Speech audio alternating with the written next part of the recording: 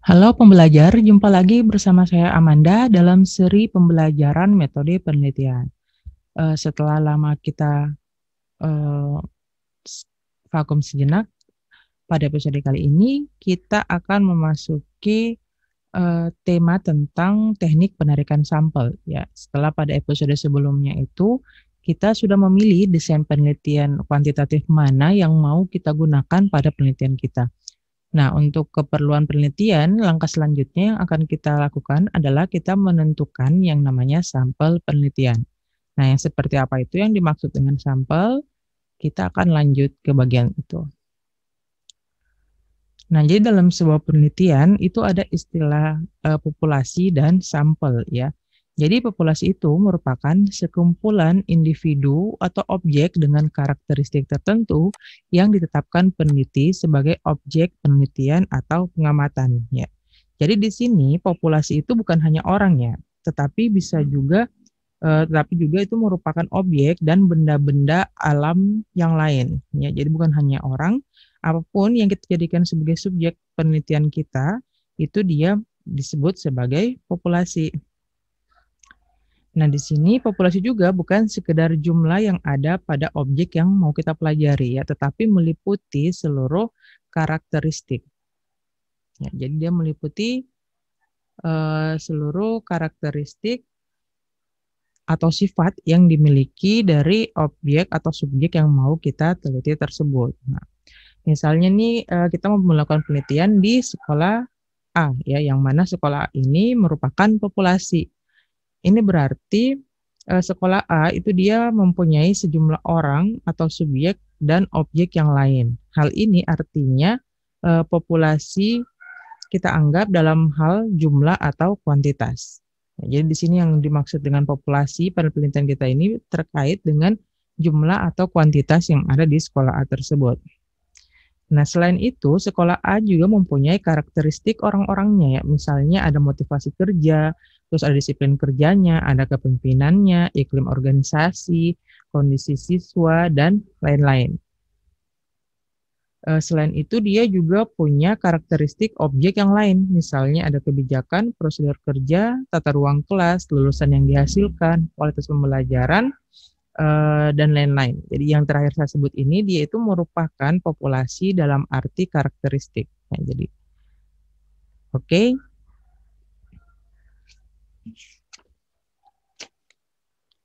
Nah, jadi dalam hal populasi ini kita tidak bisa menganggap kalau harus misalnya kita meneliti orang, berarti populasinya itu harus lebih dari satu orang. Ternyata satu orang pun juga bisa kita sebut sebagai populasi. Kenapa? Karena satu orang itu dia mempunyai berbagai karakteristik. Ya, misalnya gaya bicaranya, disiplin pribadi, hobi, cara bergaul, kepemimpinan, dan lain-lain. Contohnya lagi, misalnya kita mau melakukan penelitian tentang kepemimpinan Presiden Y. Ya, maka kepemimpinan itu merupakan sampel dari semua karakteristik yang dimiliki Presiden Y.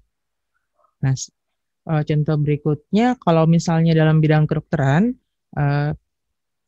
kita juga bisa menganggap satu orang itu sebagai populasi. Ya, seperti apa? Misalnya dari orang itu kita mau ambil sampel darah, ya. Nah, kalau diperiksa bagaimana kondisi kesehatan dari orang ini, kita cukup mengambil sampel darahnya, lalu diteliti. Nah, data yang diteliti dari sampel darah tersebut, selanjutnya kita berlakukan ke seluruh darah yang dimiliki oleh orang tersebut. Ya, jadi di sini tadi, waktu saya sudah menyebutkan istilah yang namanya sampel. Jadi apa itu sampel? Sampel itu merupakan bagian kecil dari anggota populasi yang diambil menurut prosedur tertentu sehingga dapat mewakili populasinya. Ya, jadi di sini catatan khususnya yaitu sampel itu harus dapat mewakili populasinya. Nah, jika populasi besar dan penelitian tidak mungkin mempelajari semua yang ada pada populasi, misalnya karena keterbatasan dana, tenaga, waktu, dan lain-lain, maka peneliti dapat menggunakan sampel yang diambil dari populasi tersebut. Ya, jadi sampel ini tidak mesti ada ya. Kalau misalnya kita bisa meneliti keseluruhan populasi, itu lebih baik lagi.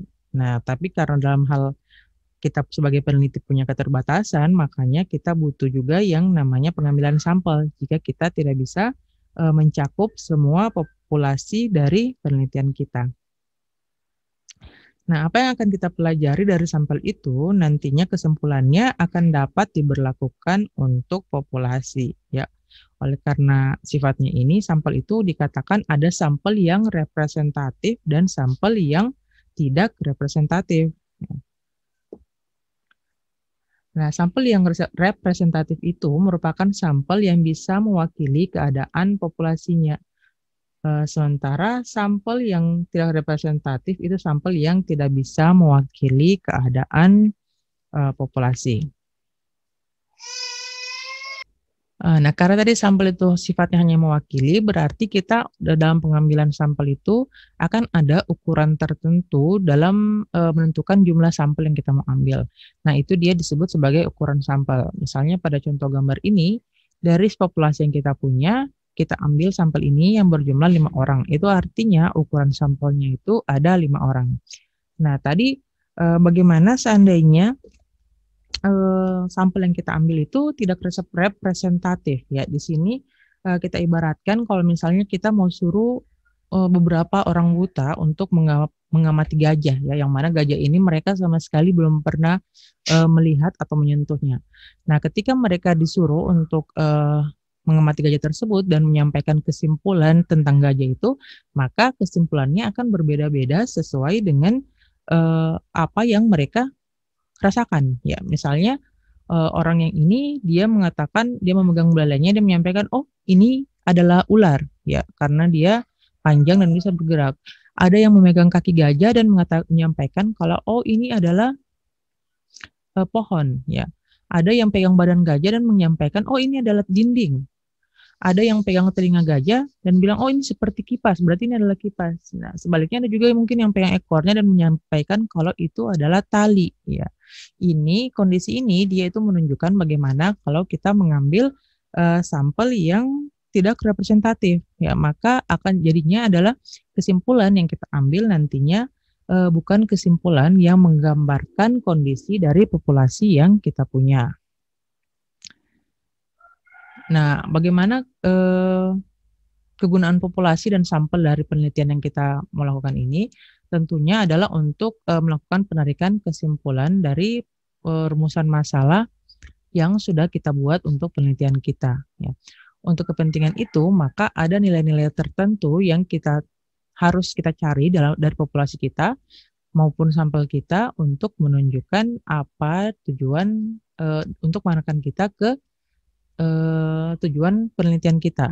Nah, biasanya dalam penelitian kuantitatif itu nilai-nilai yang kita mau ukur itu diantaranya itu biasanya ada rata-rata, terus ada keragaman data, ada rata-rata data, terus ada juga variance data. Nah, nilai-nilai yang mewakili atau yang menggambarkan populasi dia itu disebut parameter. Ya, jadi parameter itu merupakan nilai yang menggambarkan ciri atau karakteristik populasi. Ya. Dia itu biasanya disimbolkan dengan angka-angka ini, ya. Jadi untuk rata-rata ini dia mu, untuk standar deviasi dia itu sigma, sementara untuk variansnya adalah sigma kuadrat. Nah, bagaimana kalau untuk sampel? Nah, parameter ini ketika dia ditentukan untuk sampel, dia itu disebut dengan istilah statistik. Nah, statistik itu merupakan nilai yang menggambarkan ciri atau karakteristik sampel. Jadi dia nanti akan berpadanan dengan nilai-nilai yang ada di populasi. Ya, jadi setiap parameter dia punya padanan di statistik. Misalnya untuk rata-rata dalam statistik itu dia disimbolkan dengan X bar, ya. Sementara kalau untuk standar deviasi dia disimbolkan dengan S. Kalau varians dia disimbolkan dengan S kuadrat. Nah, jadi nanti nilai-nilai ini yang akan kita mau cari untuk melakukan yang namanya pengujian hipotesis. Nah, kita lanjut ke istilah populasi. Ya, dari populasi ini tadi kita akan mengenal dua istilah, ada namanya populasi sasaran dan ada yang namanya populasi studi. Yang seperti apa itu?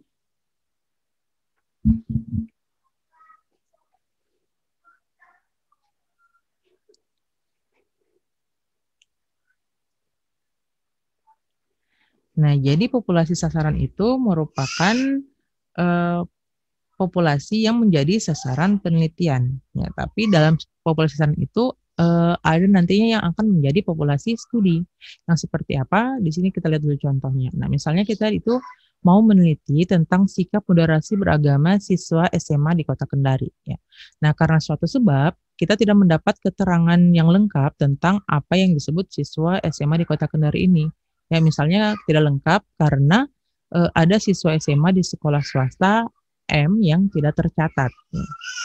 Jadi di sini yang dimaksud dengan populasi sasaran kita itu adalah siswa SMA di Kota Kendari. Yang mana populasi studinya? Nah, karena tadi ada yang tidak tercatat, berarti yang akan bisa kita teliti itu adalah seluruh siswa SMA di Kota Kendari tanpa siswa dari SMA M tersebut, karena kita tidak punya data. Ya, jadi siswa SMA di Kota Kendari yang dikurangi dengan siswa SMA M itu disebut dengan populasi studi. Ya, jadi berdasarkan contoh ini bisa kita pahami kalau pada kondisi-kondisi lainnya kita bisa mendapatkan kalau populasi studi itu akan sama dengan populasi sasaran kita. Nah, selanjutnya kita lihat untuk sampel ada istilah satuan sampling dan ada kerangka sampling. Jadi dari contoh sebelumnya yang saya sebutkan tadi, yang dimaksud dengan satuan sampling itu merupakan segala sesuatu yang dijadikan peneliti sebagai kesatuan atau unit yang nantinya akan menjadi objek pemilihan sampel. Itu disebut sebagai satuan sampling, ya. Sementara ketika satuan sampling itu kita daftar yang telah kita buat itu dia disebut sebagai kerangka sampling, ya. Jadi nanti yang dimasukkan dalam kerangka sampling itu adalah semua satuan sampling yang ada di populasi. Nah, dari contoh kita tadi kita bisa mengatakan kalau semua siswa SMA di Kota Kendari itu dia sebagai satuan sampling, ya. Jadi satu persatu itu di satuan samplingnya. Nah, kalau kita sudah buat daftarnya biasanya dalam bentuk tabel dari semua siswa itu, maka itu dia daftar tersebut itulah yang dikenal dengan kerangka sampling.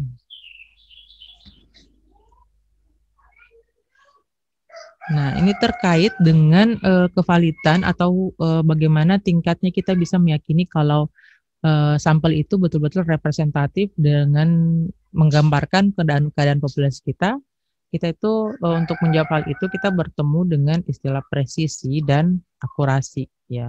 Jadi yang dimaksud dengan presisi itu adalah ukuran seberapa jauh suatu alat akan memberikan hasil yang konsisten, ya. Jadi suatu alat memberikan hasil yang konsisten. Jadi kemarin kita sudah sempat singgung tentang yang namanya tingkat kekonsistenan atau ketetapan suatu data. Ya, jadi itu dia kita kenal dengan istilah reliabilitas atau reliable. Nah, sementara untuk akurasi dia itu merupakan ukuran yang menggambarkan seberapa tepat suatu alat mengukur apa yang seharusnya diukur. Ya, jadi ketepatan dari alat yang kita buat.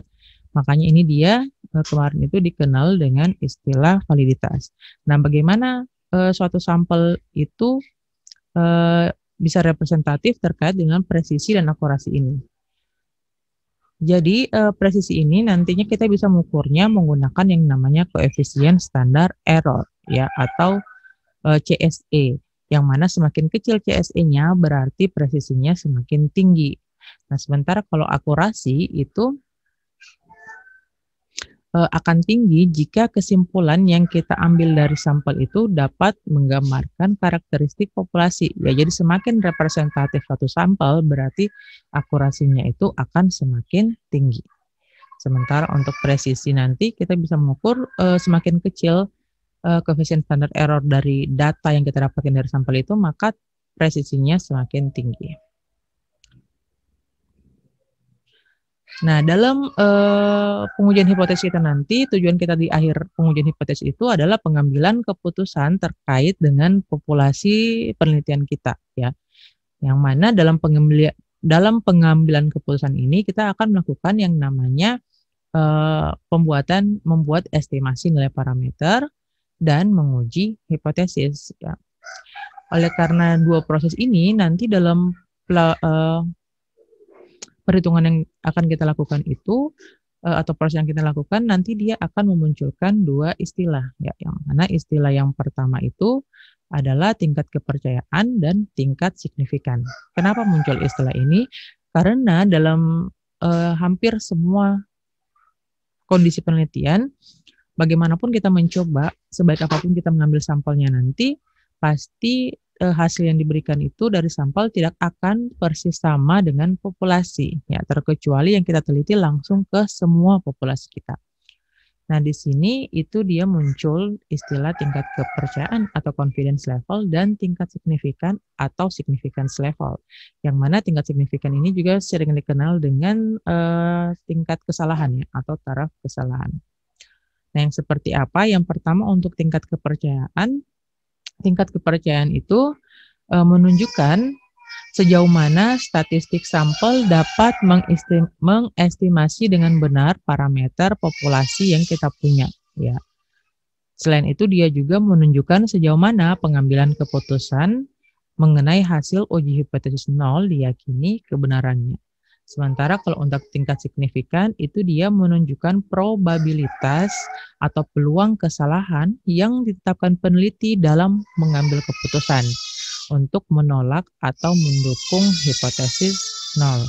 Ya, jadi kalau kata dosen saya dulu itu yang dimaksud dengan tingkat signifikan itu adalah seberapa besar peluang kita menolak hipotesis nol padahal hipotesis nolnya itu dia benar.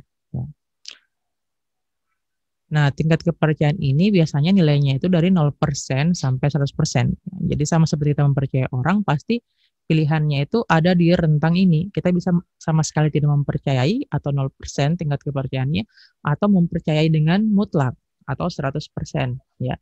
Tapi pada kenyataannya kita tidak bisa sama sekali tidak mempercayai ataupun mempercayai dengan mutlak. Ya. Makanya begitu juga pada penelitian, sehingga ditetapkan secara konvensional atau umumnya digunakan orang itu adalah tingkat kepercayaan yang berkisar antara 95% sampai 99%. Kenapa tinggi sekali? Karena memang dalam proses penelitian ini kita butuh hasil yang akurat. Nah, untuk hasil yang akurat itu kita harus menyiapkan tingkat kepercayaan yang tinggi pula agar hasil yang kita dapatkan dari penelitian kita itu dapat dipercaya oleh orang lain. Ya, makanya di sini tingkatnya cukup tinggi, 95% sampai 99%. Nah, yang dimaksud dengan tingkat kepercayaan 95% itu adalah tingkat kepastian statistik sampel mengestimasi dengan benar parameter populasi adalah 95%. Oke? Nah, sekali lagi itu maksudnya adalah kita yakin atau kita percaya dengan benar sebesar 95% tingkat kepercayaan kita bahwa statistik sampel itu dia dapat mengestimasi atau menghampiri parameter dari populasi kita. Oke? Atau dengan kata lain, tingkat keyakinan untuk menolak atau mendukung hipotesis nol dengan benar itu adalah 95%. Sebaliknya untuk tingkat signifikansi dia itu adalah kebalikan dari tingkat kepercayaan yang kita punya tadi. Nah, kalau misalnya kita punya tingkat kepercayaan 95%, artinya tingkat signifikansi kita 5%. Ya, atau kita dapatkan dari 100 kurang 95. Kalau kita punya tingkat kepercayaan 99%, berarti nanti tingkat signifikansi kita adalah 1%. Ya, dari 100 kurang 99. Jadi yang dimaksud dengan tingkat signifikansi 5% atau 0,05 ini artinya itu apa? Artinya adalah keputusan peneliti untuk menolak atau mendukung hipotesis nol memiliki probabilitas atau peluang kesalahan sebesar 5%. Ya, jadi yang seperti apa itu peluang kesalahan sebesar 5%? Artinya kalau kita melakukan penelitian pada 100 sampel, maka akan terdapat 5 kesimpulan salah yang diberlakukan ke populasi. Ya. Atau dengan kata lain, data dari 5 sampel tersebut itu tidak dapat kita berlakukan ke populasi. Ya, ini dia untuk mengakomodir error yang mungkin saja terjadi pada saat kita melakukan penelitian. Ya, jadi dari 100 sampel yang kita ambil itu tidak semuanya dapat mewakili atau merepresentasikan populasi kita. Nah, seberapa banyak yang tidak representatif itu berdasarkan tingkat signifikansi yang kita punya, itu berarti dia 5. Ya, jadi kalau misalnya kita ambil tingkat signifikansi yang 1%, berarti pada 100 sampel itu terdapat satu kesimpulan yang salah atau satu kesimpulan yang tidak bisa kita terapkan pada populasi. Oke, nah setelah kita sudah punya tadi sampai pemahaman sampai ke tingkat signifikansi, selanjutnya yang akan kita melakukan untuk pemilihan sampel itu, kita harus memahami yang namanya teknik penarikan sampel.